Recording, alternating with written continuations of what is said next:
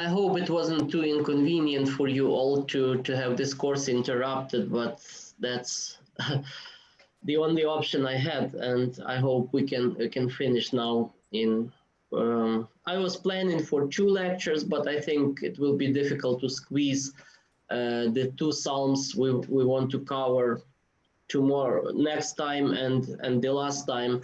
They are rather lengthy, and oops, okay. Um, so they are pretty lengthy and we need to pay attention to them. So I think it will be better if we actually have more time. So I don't mind to have a third meeting this week, and I hope it's fine for you too. Oh, well, thank you. That's a bonus. Yeah. You didn't have to do it, especially now when you're not feeling so good. That's fine. That's That is fine. very, very Yeah, that kind of works out you. good. I'm also enjoying it, so no problem. Okay. Okay, can you see the screen? Yes. Good. So today we're going to speak about Psalm 90, and that's the psalm you, Martha, asked about before, and some other people asked, because this is like a famous psalm that is widely used in not only in the liturgy, but even more so in the private devotion, in the monastic spirituality, and in different by different people, and it's considered to be like a strong protective prayer or a very strong inspirational text that speaks about God's protection. It's a lengthy psalm, so allow me not to read it at this point. We will go verse by verse a little later, and just I will point your attention to its structure. So it has like 2 lines opening the psalm. Then it has the main body of psalm is divided into 2 parts. And in this translation, it's very well visible because they all start with for he shall deliver you, for you, O Lord, are my hope. And then the conclusion of the psalm, for he has set his hope on me. So this God speaks. So structurally speaking, at least in this translation, the psalm is very neatly composed. Regarding the historical and literary context of the psalm, we do not know much. In Hebrew, the psalm doesn't even have a title, so it's not doesn't have this superscription like the Psalm of David. Although in the Greek version it does have it's still attributed to David in some form. And since we do not know, and there is nothing in the text of the psalm that would bind it to a specific historical situation or a specific life situation even, there are many speculations by different scholars what can be the original meaning of this psalm. Some say this is a pilgrim psalm, so psalm for the Jewish pilgrims that were traveling from different parts of the Mediterranean world or of Israel at the early stage of the Israelite history to the Jerusalem temple. And after a long, usually pedestrian travel, they would be welcomed into the temple finally, and reciting this psalm upon the entering the temple. And we will look at the text and see some traces of this hypothesis, why this could be the case. So pilgrims who enter the temple are welcome with the text of this psalm, which is recited by a priest or some other person meeting them, and recited by the pilgrims themselves upon crossing the threshold of the temple. Another suggestion that could also be plausible is that, especially given its association with the name of David, initially the psalm could have some kind of military setting as a God's promise or God's oracle before the battle or a campaign uh, given the king assurance in God's protection and in God's help. There is another rather peculiar hypothesis to area. I made a mistake. There is a rather peculiar hypothesis that also this psalm could allude in some form to the practice of taking refuge in the sanctuary. In the ancient world, all over civilizations, sanctuaries, temples were used sometimes by people who were persecuted as a shelter, as shelters, as places where a person could escape, and being in the sanctuary, he would, as if protected by divine power, so his enemies would not kill him. So sometimes we have historical records of deposed kings or some noblemen who fell into the disfavor with the king to use temples as kind of shelters for their refuge, where they can be guaranteed the protection of divine power and the protection of human customs. Once you are in the temple, you are not supposed to be killed. There can be no bloodshed in the temple. Yeah, again, there are some traces of this kind of thinking in the psalm, but probably it's clear from the structure and from the wording of the psalm that it has very potent cultic liturgical meaning, and we will pay more attention to that. Speaking of the structure of the psalm and its function, its overall spirit, some of the scholars who commented on the psalm at length said this. Psalm 90 is a psalm of personal and intimate relationship of trust in God, which is expressed and powerfully illustrated by a long line of strong poetical metaphors. And that's exactly this, I would say, these are keywords: trust in God and intimate relationship of God to God. These are the ideas that go through the whole psalm, and they are, of course, powerfully expressed in a long line of different poetic images, of which we will speak just in a minute.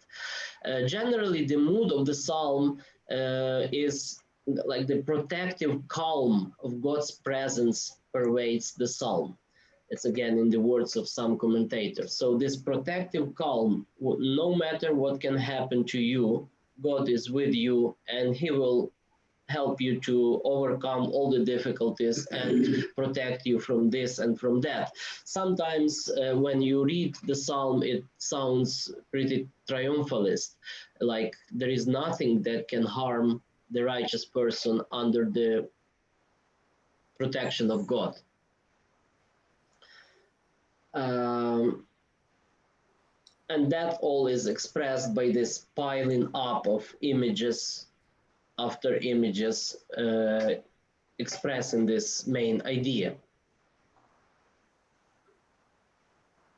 Structure, as I said, is this: the psalm can be divided into 3 or 4 parts. First is this introduction that is probably intended as the welcoming of the pilgrims into the temple, with the 2 opening lines, which we will read in a minute. Then there is the main body of the psalm that sometimes can be subdivided into 2 parts, as we have just seen, 3:13, and that's like a lengthy sermon or admonition on the part of a priest or a prophet, assuring the person in God's help and protection. And then the concluding part of the psalm, the concluding 3 verses, are spoken in the first person in the name of God. And that's so-called oracle. Oracle is a biblical genre, or just an ancient genre, when a prophet or a priest or a kind of medium was as if possessed by the presence of divinity and spoke not of himself, but usually in the first person singular, speaking in the So his mouth was used to speak the word of God directly, immediately. And we have many examples of this in the prophetic texts of the Old Testament, and also in this Psalm 90, which is summarized by this kind of oracle. Again, function of the psalm in ancient times, we do not know exactly. Perhaps there is some strong connection to the royal ceremonials and the place of the king in the Old Testament, which is always prominent. And many commentators of this psalm actually emphasize this, this possibility. Also, some scholars call this psalm rather strangely an amulet psalm, a psalm that is like the protective text that can protect a person from different evils. And as such, it was used by the Jews and also by Christians, and is still used sometimes for making like small copies of this psalm, or small extracts of this psalm are written on papyrus in the ancient times, or parchment or metal plates, and placed somewhere on, you know, on the chest, or vice versa, so somehow, you know, on the head, hands, and so on, to protect a person, because the text of this psalm is considered to be like very strong statement of God's protection. Sometimes they call this, I already mentioned this, apotropaic texts.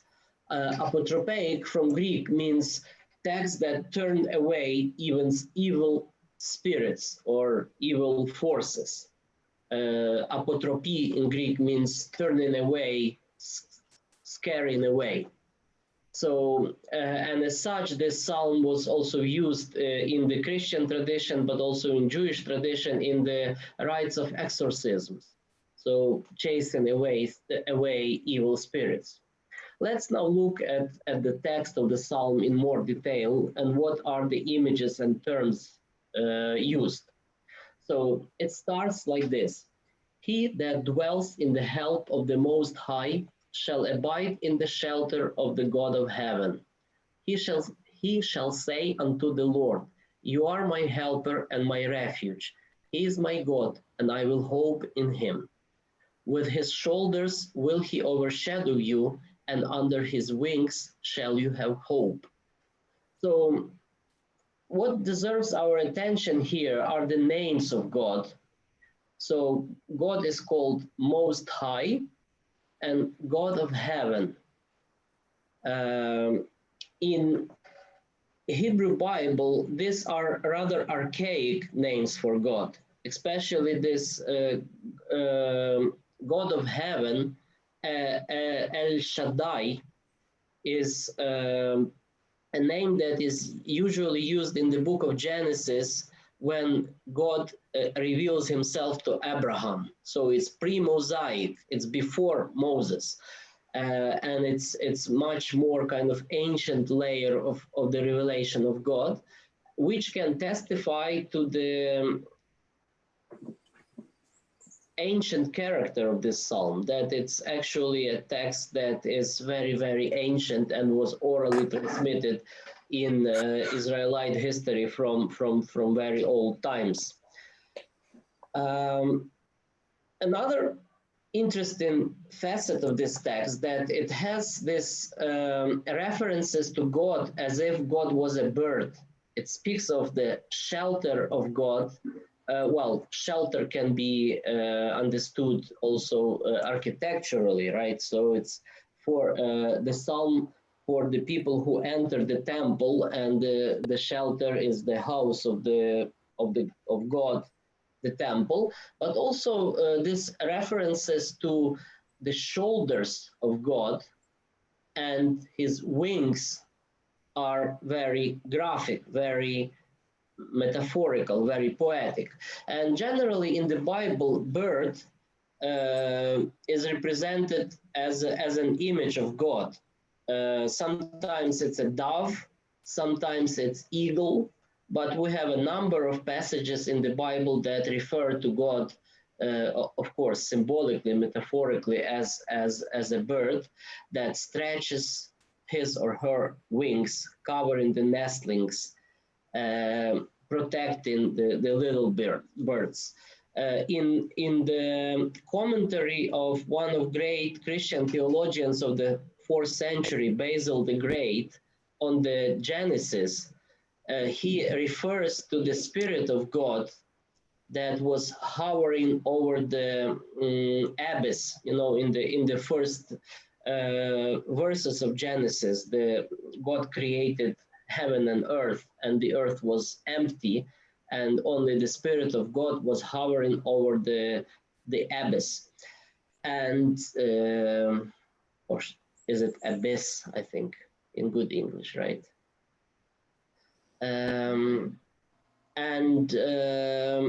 Basil says that the Spirit of God was flying like a bird, stretching his wings in order to warm up the creation so that the life could emerge.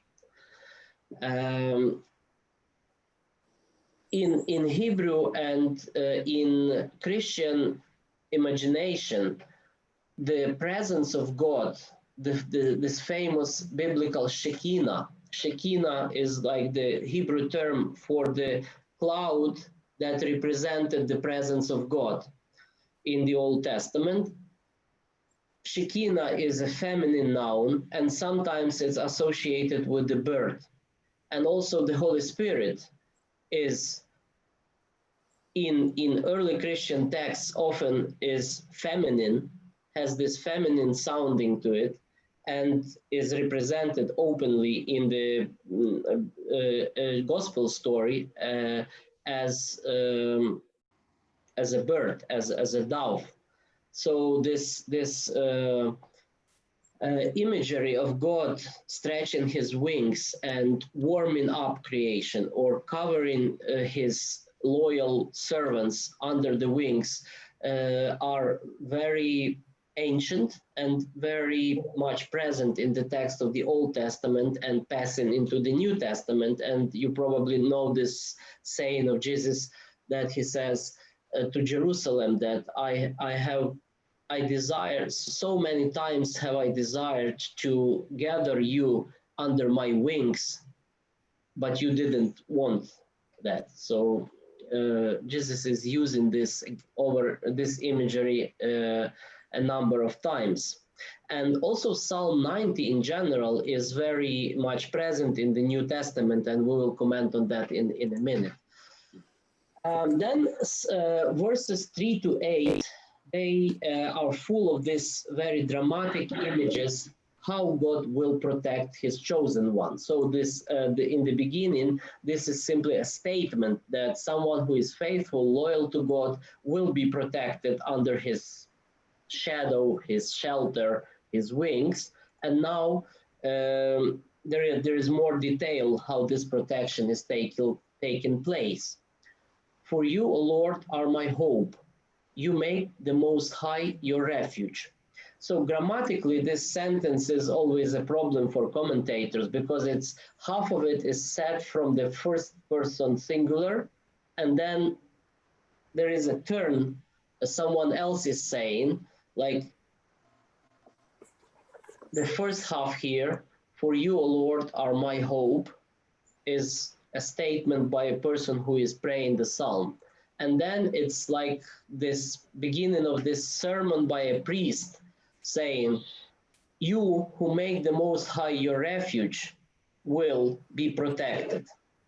The text is a little bit scrambled. It's not easy to understand this little passage. No evil shall come nigh you, and no scourge shall draw nigh to your dwelling.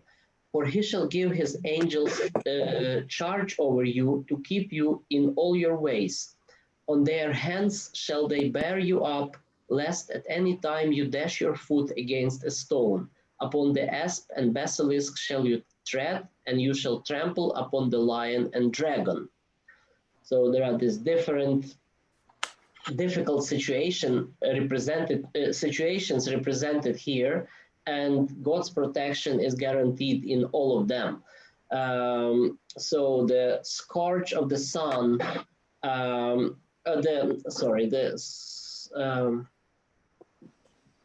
just give me a second because I'm a bit confused here. Yeah.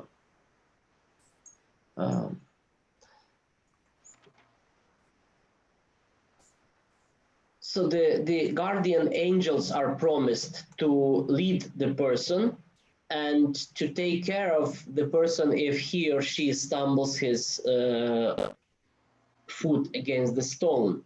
And this is an image that doesn't have much meaning to us, but in ancient times, the historians of Palestine say that the first roads appeared in Israel, the real paved roads, only with the Romans when they came and built the stone roads.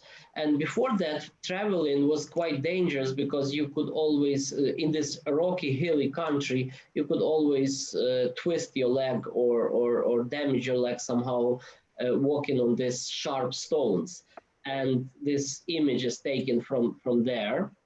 But also your this verse should be familiar to you from somewhere else. Do you recognize it? Have you heard it before somewhere outside this psalm? Temptation in the desert. Yeah, it's a verse that is quoted by Devil as one of the second of the three temptations.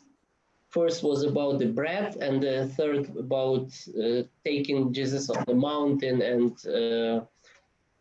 having the whole world presented to him.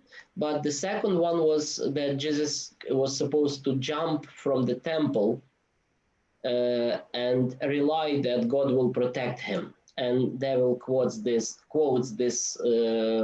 verse saying that God promises his limitless protection to the righteous person, so just try it. And of course Jesus refuses because he understands it's a unjustified misuse of God's protection. It's not something that should be done. And then in this verse we have this list of dangerous animals, which again is quite obscure because I don't think the word basilisk is used in modern English, is it? It's a small lizard. Asp, yeah, well, it was not what is meant in the biblical text. These two words, they are always a difficulty. If you look in your different translations, you will see that in each translation they are translated somehow differently because the translators are picking up different snake names. And sometimes they preserve it more archaic, like here, this asp and basilisk. Sometimes they are more modernized. Let me see. I have some versions here.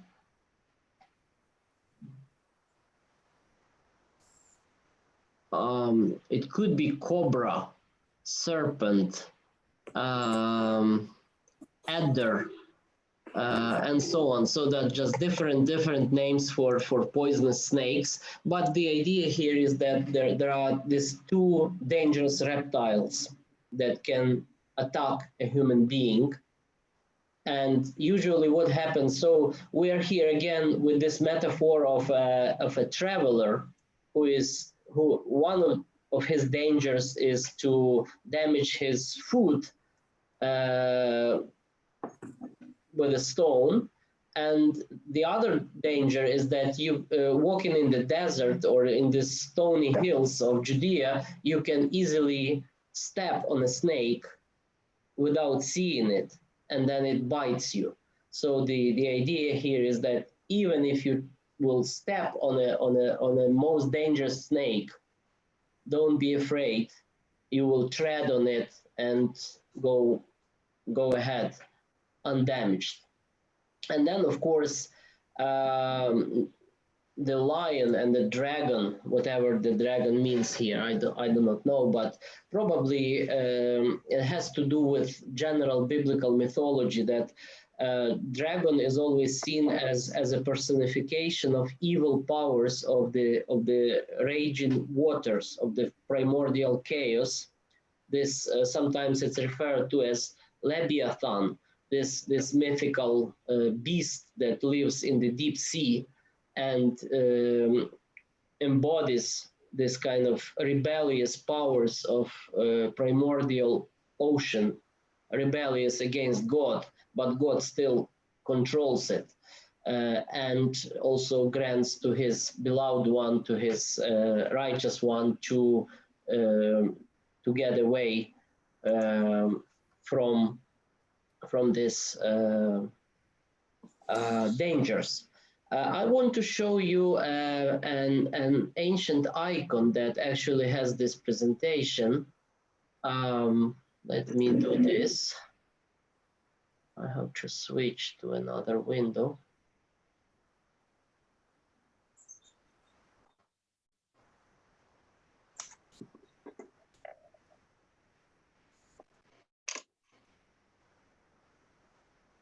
I don't know how I do that. Sorry.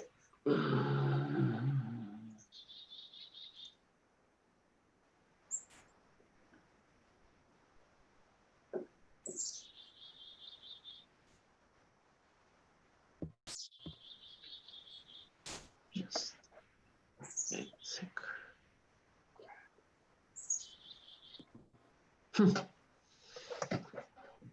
Yeah, I seem not to be able to do that, sorry. But aha, I know what I should do. Okay. Here is an ancient mosaic from Ravenna, from Italy. It's a Byzantine 6th, 7th century mosaic representing Jesus with the halo and with the cross. So that's the only thing that we can identify him as Jesus, because otherwise he looks pretty much like an antique god. And he's holding the book saying, I am the light, I am the way, the truth, and the truth and the life.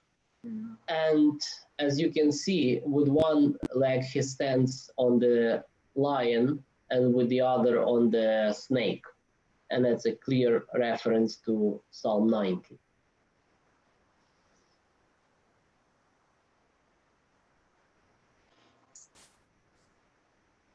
Okay.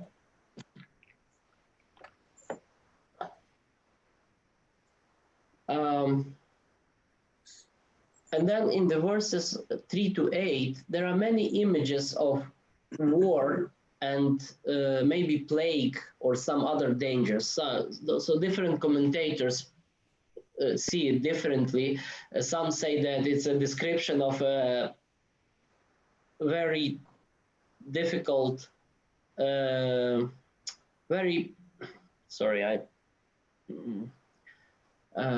it's generally a description of a plague when people die massively, and some say this is rather a battle, because there are many terms that point to the military context.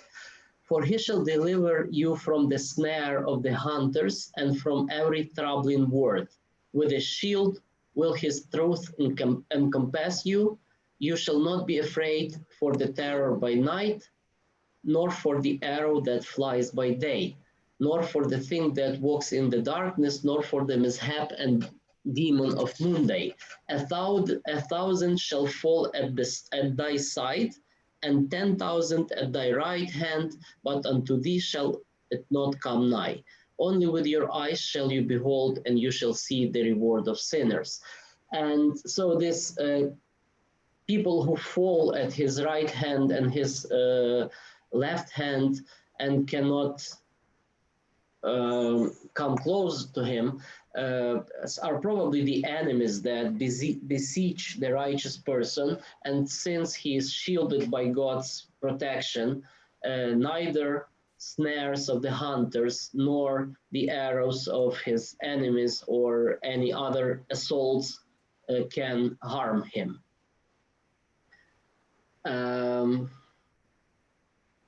This verse here about the demon of the noonday has a curious story, because it's a very obscure phrase, of course, in the Bible. We do not know what is meant by this demon of the noonday. It might refer again to the desert realities, when at the noon no one could actually stand the sun and could walk or travel. And if people did so, they would probably were hit by the sun so strongly that they started to have hallucinations and being unable to for any orientation in the space, and that was attributed to some kind of demonic influence. But then in later Christian interpretations, this demon of the noonday is used, especially in the monastic literature, as a metaphor for sloth, for the sin of laziness. So like at the noon, a person is, wants to have siesta and not to do anything, and to be like careless about any obligations, and perhaps prone to sexual fantasies. And so in many times in monastic ascetical literature, this phrase from Psalm 90 is used in this very bizarre context, not as a danger to be avoided, not as a direct danger, but as some kind of moral passion or moral, almost like sin, or at least temptation to sin, that has to be avoided. And then at the end, the psalm closes like this: for he has set his hope in me. So now it's the direct speech of God. So this oracle to which I referred before: for he has set his hope on me, and I will deliver him. I will shelter him, because he has known my name. He shall cry unto me, and I will hearken unto him. I am with him in affliction, and I will rescue him and glorify him. With length of days will I satisfy him, and I will show him my salvation. The commentators say that this psalm combines several traditions. The biblical tradition of wisdom, that speaks a lot about retribution and proper. So what you earn, you will get. And in this psalm, it's a positive retribution. So if you put your trust in God, and if you are faithful to God, God will not only protect you in this life, but will stay with you always, will satisfy you with the plenty of days on this earth, and will eventually show you his salvation. And this phrase, I will show